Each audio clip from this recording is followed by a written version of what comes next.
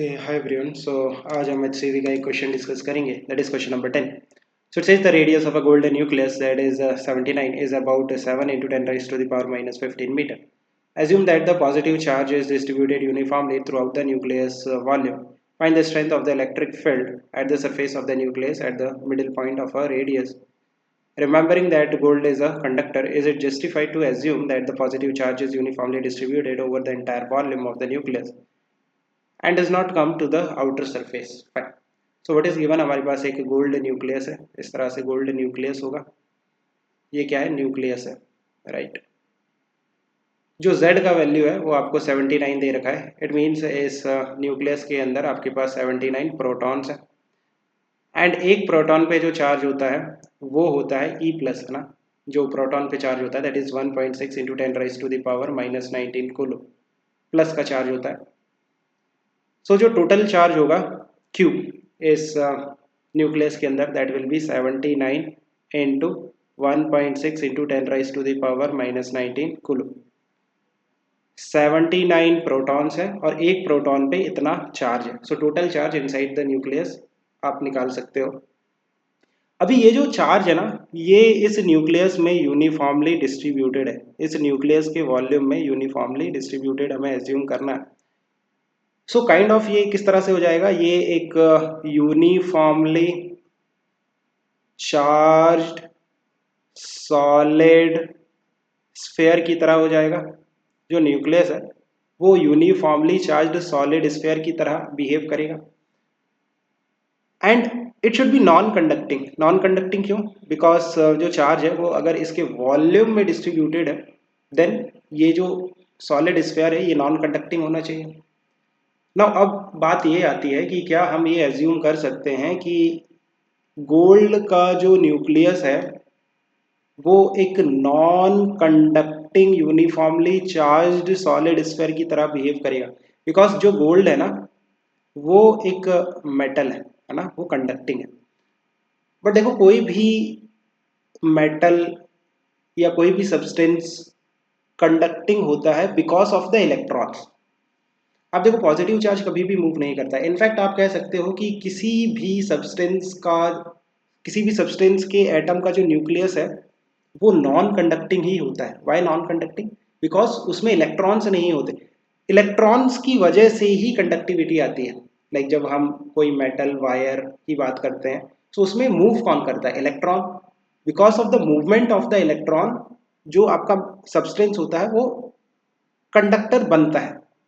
अब अगर मैं न्यूक्लियस की बात करूं तो उसमें कोई इलेक्ट्रॉन नहीं, पॉजिटिव चार्ज कभी भी मूव नहीं करता है. Like it is a different matter कि इलेक्ट्रॉन्स के मूव करने पे हमें ऐसा लगता है कि पॉजिटिव चार्ज उसके अपोजिट डायरेक्शन में मूव कर रहा है, बट पॉजिटिव चार्ज एक्चुअल में कभी भी मूव नहीं करता है, सिर्फ इलेक्ट्रॉन्स मूव करते हैं. सो आपका जो न्यूक्लियस है, किसी भी एटम का न्यूक्लियस हमेशा नॉन कंडक्टिंग होगा और आप उसे यूनिफॉर्मली चार्ज्ड सॉलिड स्फीयर की तरह ट्रीट कर सकते हो. नाउ इसकी रेडियस जो आपको दे रखी है R, capital R, that is 7 into 10 raise to the power minus 15 metre. Surface पे एक पॉइंट P है, वहाँ पे इलेक्ट्रिक फील्ड कितनी होगी? Electric field at point P which is at the surface of this solid sphere. So it will be KQ by R square, है ना.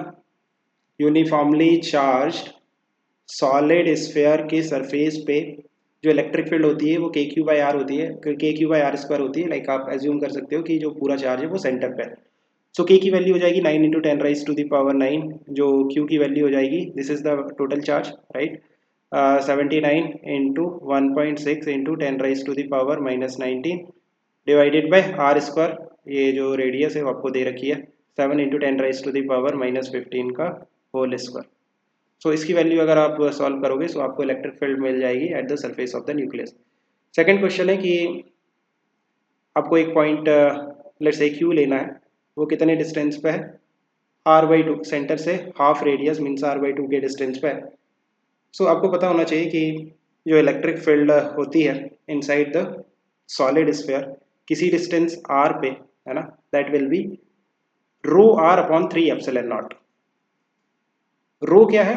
Volume charge density, that is Q divided by 4/3 pi R cube, है ना. जो charge Q है वो उसके volume में uniformly distributed है. सो जो रो होगा volume charge density that will be Q upon 4/3 pi R cube. Into R, R क्या है, distance from the centre, so R divided by 3 epsilon naught. तो कई लोग ये वाला फॉर्मूला भी याद कर लेते हैं, इसको आप सॉल्व करोगे तो आएगा Q R divided by 4 pi epsilon naught R cube, है ना। कई लोग ये फॉर्मूला भी डायरेक्टली याद रख सकते हैं, आपको दोनों याद होने चाहिए, अल्टरनेटिवली यूज कर सकते हो। जो चार्ज है क्यू, उसकी वैल्यू कितनी है, 79 into 10 raise to the power, okay 79 into 1.6 into 10 raise to the power minus 19, जो आर है ना, सेंटर से जो डिस्टेंस है पॉइंट क्यू का, that is R by 2। So 7 into 10 raise to the power minus 15 divided by 2 divided by 4 pi epsilon naught, 1 upon 4 pi epsilon naught, इसका value कितना हो जाएगा, 9 into 10 raise to the power 9, right. और R cube, so that is 7 into 10 raise to the power minus 15 का cube.